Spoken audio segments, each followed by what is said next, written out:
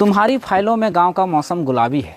तुम्हारी फाइलों में गांव का मौसम गुलाबी है, ये आंकड़े झूठे हैं, ये दावा किताबी है। हमने जब पता किया तो सेंट्रल यूनिवर्सिटी में फिज़िक्स में 45 मतलब एक बैच में 45 बच्चे पढ़ते हैं, उसमें से 42 बच्चे जो हैं वो बाहर के पढ़ रहे हैं।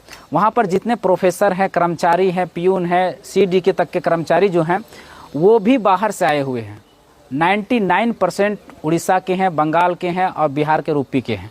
झारखंड के मात्र 1 या 2 हैं। जोहार। जैसा कि आप जानते हैं कि मैं जब भी बातें करता हूं ऑथेंटिक करता हूं, विद प्रूफ करता हूं। आज मेरे हाथ में कुछ प्रूफ लगे हैं कि अन्य राज्यों में जो नेशनल यूनिवर्सिटी होता है या फिर केंद्र सरकार की जो यूनिवर्सिटीज़ होते हैं उनमें जो है किस तरह से नियुक्ति ली जाती है, किस तरह से एडमिशन लिया जाता है, ये मैं आज बताने वाला हूँ। उसके पहले अपनी बातों की शुरुआत 2 लाइन से करना चाहूँगा। तुम्हारी फाइलों में गांव का मौसम गुलाबी है। तुम्हारी फाइलों में गांव का मौसम गुलाबी है, ये आंकड़े झूठे हैं, ये दावा किताबी है। आज उसी को लेकर आज हमारे पास नेशनल लॉ यूनिवर्सिटी त्रिपुरा का एक डॉक्यूमेंट है, जिसमें वहाँ नेशनल लॉ यूनिवर्सिटी जो है उसमें एडमिशन कैसे होता है। सबसे पहले वहाँ टर्म एंड कंडीशन क्या है कि लिखा हुआ है कि the short title extend and ये सही से पढ़ा नहीं रहा है क्योंकि ये मिट चुका है। दिस गाइडलाइन में B named as guideline for domicile quota in BALLB program in NLUT। अब सेकेंड गाइडलाइन में वो लिखता है कि guideline for domicile quota in LLM program in NLUT। This guideline shall come into force from the date of issue of notification. ये guideline है 3 ठो। चौथा में क्या लिखता है कि NLUT means national law university Tripura. NLUT means होता है नेशनल लॉ यूनिवर्सिटी त्रिपुरा।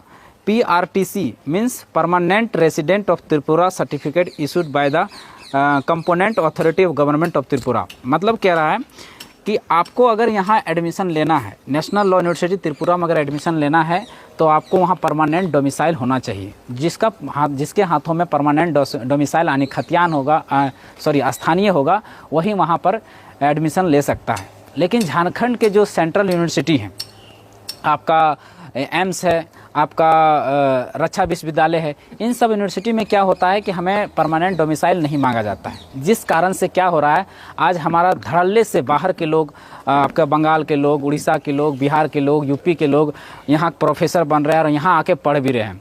मैं एक आंकड़ों के मुताबिक बता रहा हूँ। सेंट्रल यूनिवर्सिटी में हमने जब पता किया तो सेंट्रल यूनिवर्सिटी में फिज़िक्स में 45 मतलब एक बैच में 45 बच्चे पढ़ते हैं, उसमें से 42 बच्चे जो हैं वो बाहर के पढ़ रहे हैं। वहाँ पर जितने प्रोफेसर हैं, कर्मचारी हैं, पियून हैं, CDK तक के कर्मचारी जो हैं वो भी बाहर से आए हुए हैं। 99% उड़ीसा के हैं, बंगाल के हैं और बिहार के यूपी के हैं। झारखंड के मात्र 1 या 2 हैं। ऐसा वहाँ पर पॉलिसी के नहीं होने के कारण ऐसा हो रहा है, लेकिन अन्य राज्यों की यूनिवर्सिटी में ऐसा नहीं है। अब बात करते हैं हम रक्षा विश्वविद्यालय की। रक्षा विश्वविद्यालय जो झारखंड में है, उस रक्षा विश्वविद्यालय में आप जाके देखेंगे तो वहाँ जितने कोर्स चल रहे हैं 8 की 10 प्रकार के वहाँ कोर्सेस हैं। अब उन कोर्सों में कौन एडमिशन ले रहे हैं तो बाहर के बच्चे आके पढ़ रहे हैं। बाहर के बच्चे 90% वहाँ बाहर के बच्चे पढ़ रहे हैं। रक्षा विश्वविद्यालय हमारे यहाँ, हमारा जंगल गया, हमारा ज़मीन गया, लेकिन पढ़ कौन रहे हैं? बाहर के लोग। पढ़ा कौन रहे हैं? बाहर के लोग। तो हमारे बच्चे कहाँ जाएंगे? क्यों ऐसा हो रहा है? पॉलिसी नहीं बनने के कारण। क्यों ऐसा हो रहा है? तो हम लोग को आज तक आइडेंटिफाई नहीं किए जाने के कारण, हम लोग को आइडेंटिटी नहीं मिलने का कारण, हम लोग को परिभाषित नहीं किए जाने के कारण इस तरह से हो रहा है। हमारा आज तक डोमिसाइल लागू नहीं है। तो इस तरह से नहीं होने के कारण क्या हो रहा है कि हमारे जिनमें हम लोग को अधिकार मिलना चाहिए उसमें बाहरी लोग हमारा अधिकार मांग रहे हैं, ले रहे हैं, छीन रहे हैं, अतिक्रमण कर रहे हैं। आप इसका उदाहरण ऐसे समझ सकते हैं कि रिम्स जो है हमारा, रिम्स में एडमिशन जो होता है वो अभी इसके थ्रू कर दिया है, नीट के थ्रू। पहले वो क्या होता था, झारखंड कंबाइंड के थ्रू होता था। अब उसमें क्या हो रहा है, आज के 23 सालों का अगर आंकड़ा आप RTI करके निकाल के देख लीजिएगा तो वहाँ 50 सीटों में से 45 को मेडिकल के सीटों में बाहर के लोग ले रहे हैं।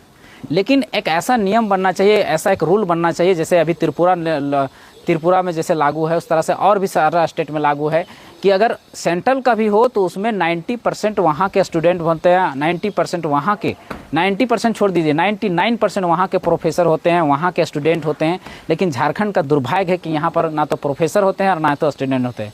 पढ़ने वाले भी बाहर के होते हैं और पढ़ाने वाले भी बाहर के होते हैं, कर्मचारी भी बाहर के होते हैं। तो इस झारखंड का भला कैसे होगा, झारखंड के बच्चों का भला कैसे होगा, झारखंड के लोगों का भला कैसे होगा, समझने वाला विषय है।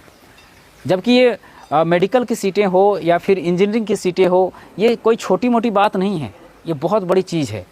एक सीट के लिए लाखों लाखों रुपए, एक मेडिकल के सीट के लिए एक गायनोकोलॉजिस्ट अगर आप करने जाते हैं तो 50 से 60 लाख रुपया खर्च होता है।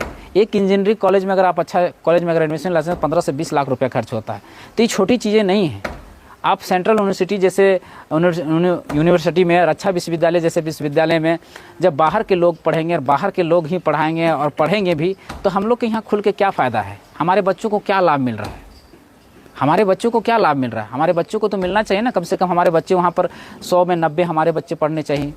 अगर वहाँ प्रोफेसर हैं, क्या हमारे यहाँ प्रोफेसर नहीं हैं? प्रोफेसर हैं, लेकिन उसमें भी 100 में 99 बाहर के लोग आके पढ़ा रहे हैं।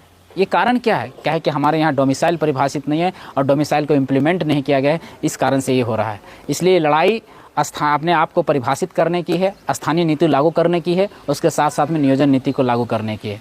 धन्यवाद। जोहार। जय झारखंड।